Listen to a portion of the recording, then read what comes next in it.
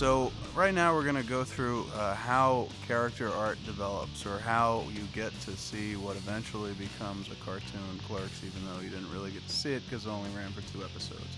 But who better to navigate us through this process than Chris Bailey? Chris, how do you find the Silent Bob, the Jay, the Dante, the Randall, the cartoon versions? The challenge of Clerks was to come up with a new style.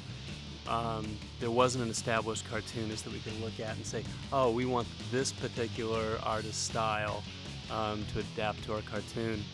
So we really went back to the movies, and we just looked at them over and over again and tried to discern exactly, what was the essence of each character. You're late. What the hell are you doing here? I thought you were playing hockey at one. The boss called. Arthur fell ill. Why the shutters closed?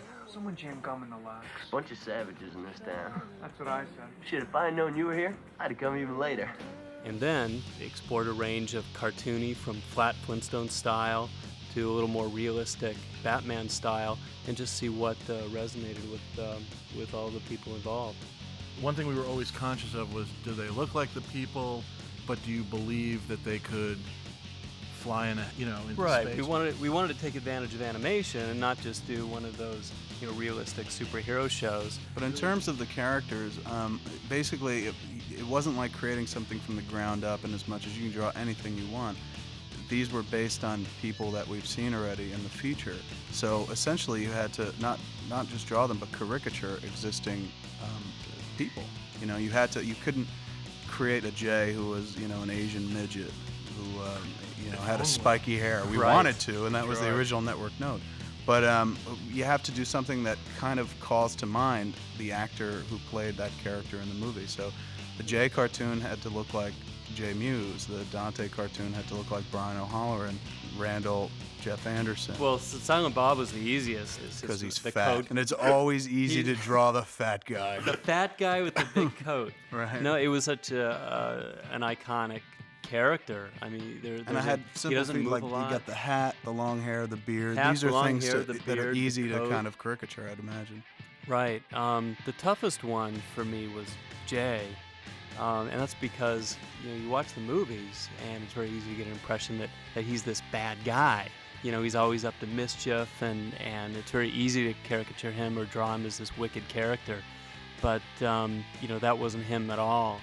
It was very funny because no matter who we gave the assignment to, their first stab at the character was to draw him as some kind of malevolent witch. Yeah, like he always had a pointy nose. And Pointy nose and I've with always, pointy based on those drawings, looked back at Mewes to go like, how do you arrive at that conclusion? It's not like he has a very hooked pointy nose or a very jabby pointy nose. But he or has something. very delicate features, and like I think, a woman. Which was your note, actually, early on. I remember Which that. is Well, like, yeah, he kind of well, looks you know, like a and you girl. were You said he was a you were- beautiful, beautiful woman. You were saying that was your note. Look, we'd hang up the phone after talking to you, Steve Silver, the character designer, and myself, and just go, "What's he thinking? This is like a bad guy. This guy isn't a pretty guy." But after the first table read where I sat next to Jay, I totally got what you're talking about. Mewes is he looks and acts and has the vibe of a 4-year-old or Exactly. a 5-year-old. Once we got that, we started younging up the design, and that's going. when it really clicked. Right. We gave him the little Bambi eyes. We gave him. The We eyes. started making the features smaller and smaller on this face, Right. and it just started looking more and more When charming. you got the eyes, that's when it really Started to was click just well. nailed. All of our characters can get the whites around their eyes for certain expressions, except Jay. Jay always has the little dot Little Bambi dots. eyes. And even if he's screaming on the show, or even if he's shocked or anything like that, he never goes wide-eyed. So still Right. always The looks dots his just wide get eye, bigger. yeah, the black That's all. dot kind of gets bigger. Jeff was also difficult to do as Randall, just because he's a pretty. Why his face has a lot of character and is easy to do. He's a pretty average guy and he's got an average build, and it's easy to make him look like a jock. Well, that's not Randall. And it's also too easy when you cross that line to make him a hick, and that's not him as well. So That was a so big making- thing, which was we were trying to keep his intelligence alive in the designs, which was to somehow, can you draw someone that's sure of themselves? I know that sounds sort of like an abstract idea. No, but well, we started yeah. looking at Bugs Bunny for that. Something about Bugs Bunny and Daffy Duck, with a lot of their cockiness is communicated by this little half-lidded expression and their chest out and their head back. they're always looking at you like there's something else going on in their mind. Like You they're ever- smarter than you. Exactly. And which is weird because the Randall character in the show Right. sometimes winds up Sometimes being he the is, dumbest but sometimes character he's on the the dumbest. show. But he always has the highest self-esteem. He's a very confident He's character. a confident So idiot. the He's confidence best was kind of idiot. was the through line that you were able to kind of arrive at Right. what became our Randall. Man, didn't you see Outbreak? One monkey almost wiped out an entire town and Kevin Spacey with the deadly Motaba virus. That was a movie. This is real life. You said the same thing about Jaws when we were kids. Because you refuse to sit on the toilet. Sharks swim in water. There's water in the toilet. I rest my case. So Bob came first, I think, because he's such an iconic character, and then Dante. Who's Don- also very easy. Yeah, Dante. Yeah, Dante came together so quickly. Once And- again, beard. Anyone I Yeah, I think think that the- has the beard is kind of easy The to thing about caricature. Bob that it gave us was once we had Bob, you sort of hit on the whole geometric shape thing, which sort of allowed you then to go, well, if he's a circle, what's Dante? Dante's Right. a rectangle. Well, there's something which else did too. move us forward a lot. And it was important for me that the show be easy to draw for the animators. And there's a certain language that's evolved over the last several decades, or since Walt Disney. A lot of that language were things that you guys didn't respond to positively, and that you felt like you'd seen it before, and you wanted the show to look fresh. The show doesn't look close to the previous comic efforts that we had done, but we didn't want to do what we had done in the comics with Jim because that stuff seemed a little harder to animate. Well, there were a lot of great things about the comic that I tried to incorporate, but you're right, you couldn't just animate those designs. A lot of the charm of those comics is they look like graffiti. And also, he really excels at that thick black line, Right. which some artists really are big fans of, and that was something we definitely incorporated into the show. There was a thick black line to all of our characters. And also the liberal use of black as a color in comics was something that we wanted to take advantage of. Jim does that as well as a lot of underground cartoonists. Leonardo was a character that originally was going to be voiced by, and in one of the early records, it was voiced by Alan Rickman, until the network said they didn't like Alan Rickman. So we had to then go out, and we found Alec Baldwin.